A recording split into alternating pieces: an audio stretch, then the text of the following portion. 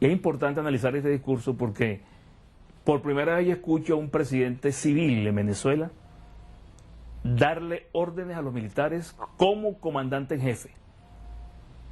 Eso es importante tomar en cuenta. No solamente criticar al presidente Pérez por los errores políticos que cometió, sino que que pudo haber cometido, sino que en una emergencia para la democracia, el presidente Pérez asumió su rol de comandante en jefe y le dio una orden a todos los militares, involucrados o no, en el cuartelazo.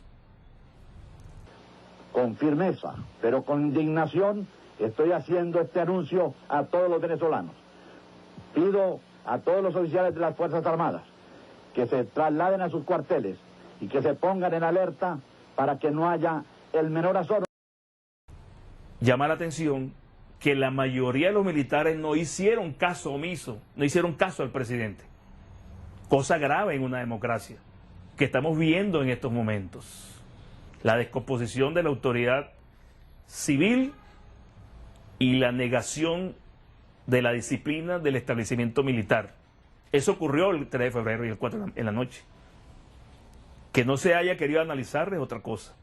Bueno, el presidente habló por primera vez y el primer político venezolano o los primeros políticos venezolanos que llegaron a Venevisión fueron el doctor Eduardo Fernández, el diputado o senador Tarre Briceño y posteriormente César Gil, miembro de la CTV.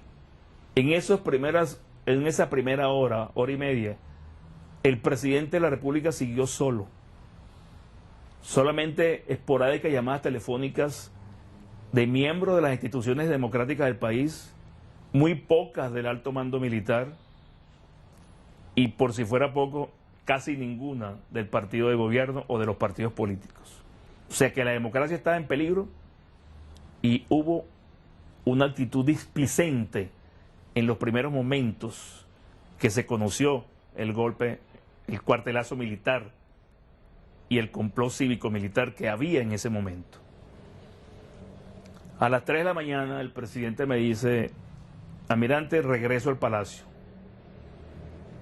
Yo le digo: todavía el palacio no ha estado controlado por el regimiento ni por las fuerzas leales. No importa, yo voy al palacio. Comuníquese con el palacio. Yo llamo telefónicamente desde mi celular al coronel Jun y le pido explicación de cómo está la situación del palacio. Me dijo que había llegado un general al mando de una unidad, de una columna de blindados también, a tomar el palacio. Ya los rebeldes se habían rendido, se estaban entregando.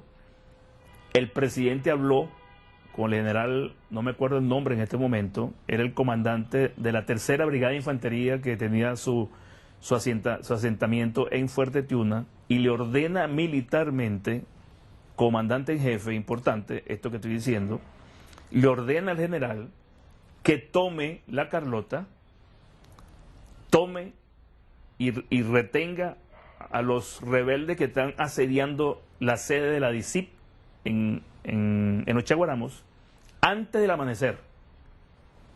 Y me dice a mí personalmente: almirante, si llegamos al amanecer y no hemos dominado la rebelión, la democracia se pierde porque el pueblo se va a lanzar a la calle y no hay manera de controlarla, y yo no voy a hacer armas contra los ciudadanos. El presidente no espera que se controlen los rebeldes en el Palacio de Miraflores, ni que el general tome la Carlota, ni reduzca a la gente que está asediando la sede del cuerpo de la DICIP en Los Chaguaramos. Me dice: vamos al palacio. En ese momento llega a apoyarme a Venevisión. Yo se lo pedí al general Maya Cardona, comandante de la Guardia Nacional, una unidad comando de la Guardia Nacional al mando del general de brigada fallecido Sepúlveda Sierra.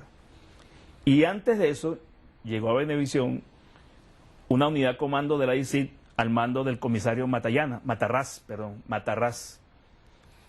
En ese momento fue que sentí por primera vez que el presidente estaba protegido y que por lo menos podía seguir contando con la democracia en Venezuela. Porque si el presidente es capturado, la democracia se caía. Y no teníamos capacidad para defendernos. Recuerdo que eran solamente 2 guardias y yo. El presidente decide regresar al Palacio. Cuando estamos llegando al Palacio, por la parte de la Pastora San José, vamos por la avenida, la esquina de Paraíso, esquina de Pineda, y desembocamos directamente a la avenida Urdaneta, a la altura de la esquina de Moreno.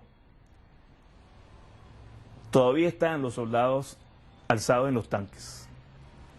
Y cuando el presidente pasaba caminando frente a los tanques alzados y los soldados rebeldes, los soldados saludaban al presidente militarmente. Le decían: buenos días, señor presidente. Ahí comprobé yo que los soldados fueron llevados engañados a tomar el Palacio de Miraflores. Posteriormente me reuní con los que estaban presos en el regimiento y ellos me dijeron que efectivamente habían salido de sus batallones engañados porque iban a defender la democracia, iban a defender al presidente. Cosa gravísima que puede hacer un militar, llevar al combate a sus tropas bajo engaño. Pero eso ocurrió también.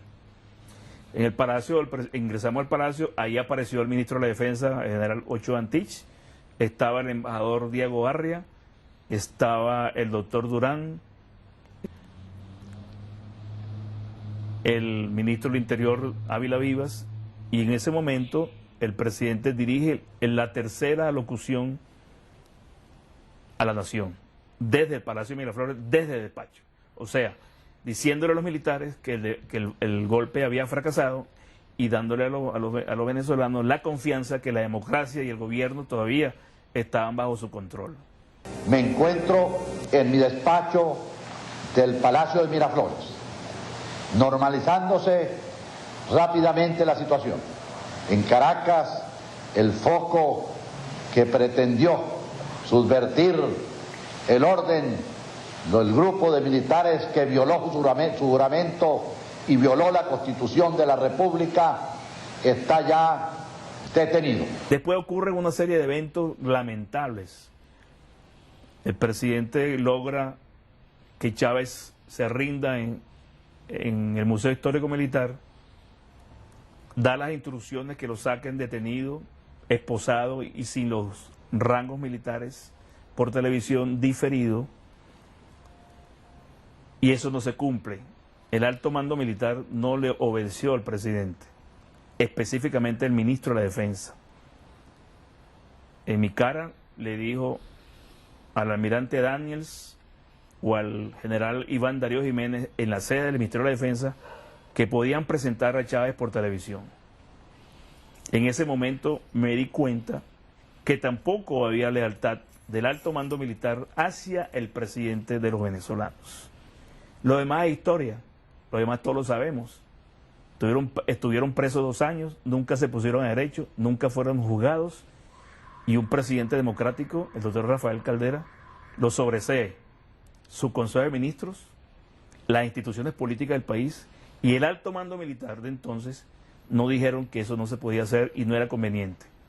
Ese sobreseimiento y la reincorporación de muchos de esos rebeldes a las Fuerzas Armadas de nuevo acabó con la estructura militar y partió en 2: la disciplina, el respeto y la jerarquía de las Fuerzas Armadas de entonces.